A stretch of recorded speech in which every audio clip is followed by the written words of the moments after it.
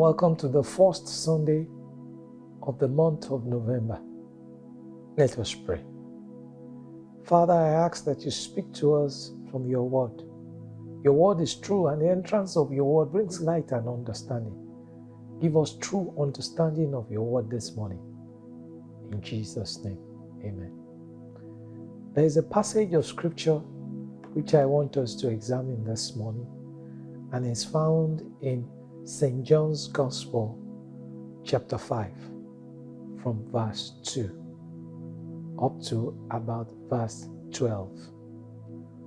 It's the story of a man who has been at the pool of Bethesda for 38 years. I've titled this message, Singled Out for Favor. This man has been at this pool as an invalid for 38 years, hoping that one day he will get into the pool and get healed. The story says that from time to time, the angel of the Lord will come and stir up the water, and the first person to get into the water gets healed. Now, in that passage, the Bible tells us that multitudes of people were there. Multitudes of invalid people who needed help to get healed. Just imagine the sight of the place. Yet, it was just one man that Jesus singled out of the crowd. We are not told that Jesus healed other people there, but Jesus went there specifically because of this one man. And the man got healing. But when you look at the discourse, there are some things that we can draw out from the discourse. Of course, the first one is that he was singled out for favor. Brethren, you too will be singled out for favor in the crowd. It doesn't matter. We learn from here that it doesn't matter how many people are looking for whatever it is you are looking for. How many people are in need of whatever you are in need of? God can single you out and bless you.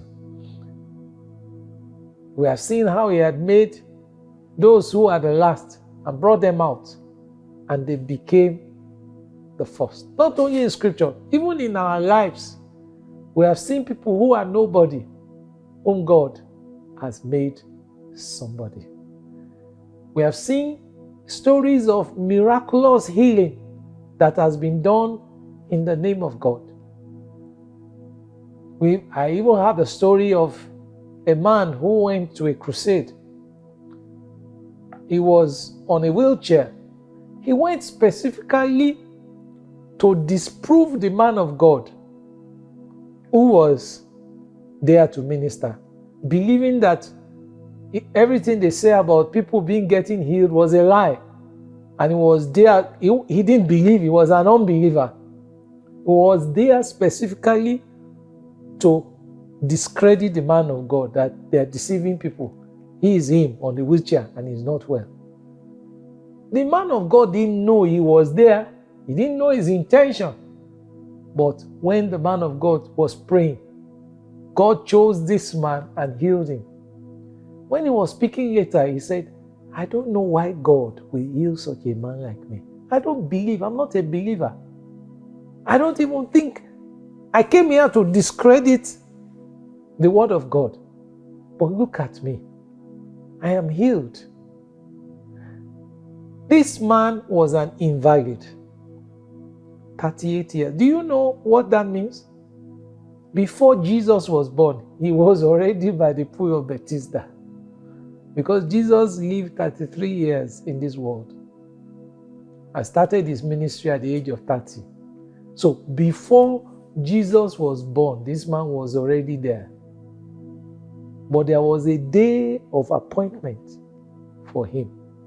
I speak to you in the name of God that your own day of appointment for favor is waiting for you in the name of Jesus Christ. You will not miss this day. This day will not pass you by in the name of Jesus Christ. you will notice that Jesus knew that he needed to get well. But Jesus asked him in verse 6, do you want to get well? Praise the Lord. It's similar to us when we talk about salvation. Jesus knows that every man needs salvation because we cannot help ourselves. When you talk about salvation, the story of a camel passing through the eye of the needle, it's a very good illustration. Forget what some theologians say, that there was a gate that camels pass through, and when they have too much load, they find it difficult to pass through it. No. Think of a needle and the eye on the needle, and think of a camel passing through that eye. That is the correct illustration. It is impossible for the camel to pass through. Just as it is impossible for man to be saved on man's account. There is nothing you can do that you can use to save yourself. It's only God that can save you.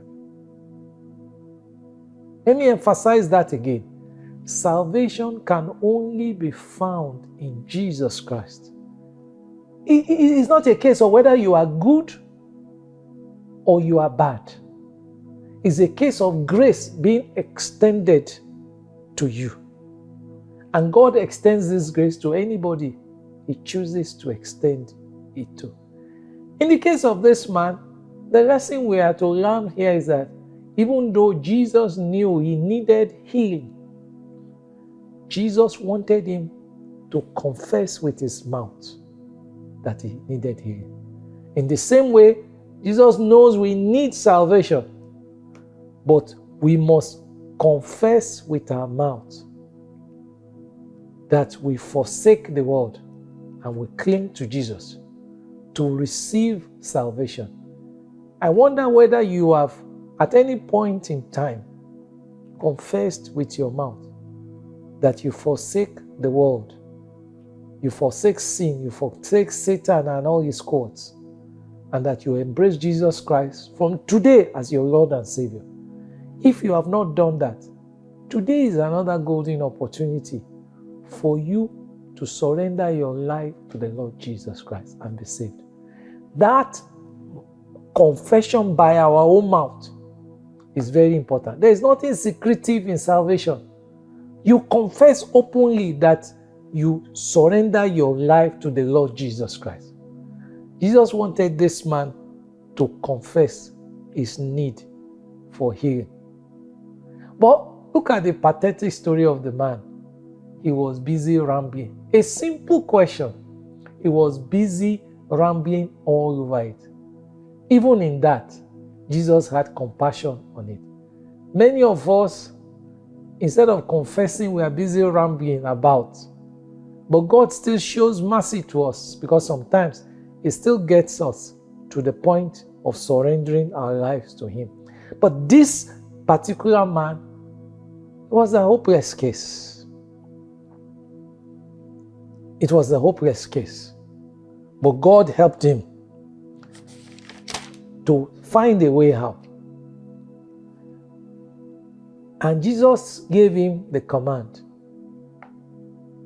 get up, take up your mat and walk. Now, this is another area where some theologians come up with some of our theological jargons. They said, oh, don't think he started walking immediately. He probably limped a bit and, staggered and all those things. No, we believe the word of God. The word of God has said, instantly he was fully healed. The favor was not partial. The favor was complete. He stood up and he was able to bend down and take his mat and walk. It was because he was walking carrying his mat that the Jews saw him and challenged him to say, oh boy, today is Sabbath. Why are you walking, carrying your mat? He didn't even know who healed him. Jesus had disappeared itself. I think that aspect of the attitude of Jesus is a lesson for us, men and women of God, those of us who witness. When God uses us, you want to take the glory. No, the glory belongs to God. I think we need to check ourselves even more. We should allow God to take the glory alone. This man did not know who healed him. If not that he saw Jesus much later on in the temple, he didn't know because Jesus had disappeared. He has done the assignment and he has gone. But the important thing was that the man received complete favor, not partial favor. This morning I speak to you. You too will receive complete favor in the name of Jesus Christ. I don't know which area of your life where you need favor. But one thing I know is that my God is able to favor you. And He will favor you. I pray a simple prayer for you. Where you have gone before and you have failed, you will return there and you will succeed in the name of Jesus Christ. My God will make a way where there is no way. For this invalid man, there was no way because there was too many people there. And since he didn't have anybody to help him, there is no way he will get into the water. Somebody else will have gotten him. He had no help. But the Bible says our help is from the Lord, the maker of heaven and earth. Have you put your trust in Him? This year is running to an end. We are already in the month of November. Do you trust the Lord? Do you have hope in Christ Jesus? Do you believe He can heal you? Do you believe you can receive favor like this man? My brother, my sister, the favor of God is still very much available for those whose hearts will be receptive to it. I pray that you will receive favor this month of November, and the Lord will make a way for you where there is no way. It shall be well with you. But don't forget, favor is for children of God. Are you a child of God? Have you surrendered your life to the Lord Jesus Christ? Are you ready for His second coming? If not, you have the opportunity this morning to surrender your life to the Lord Jesus Christ by simply praying that you want Jesus to come into your life and be your Lord and Savior. By simply confessing that you forsake your sins, you forsake the world, you forsake Satan and all his cohorts, and you cling on to the Lord Jesus Christ. My brother, my sister, if you pray that prayer this morning, you are born again. And the Lord will be with you. And the Lord will guide you. And the Lord will direct you in all things. And it shall be well with you. God bless you.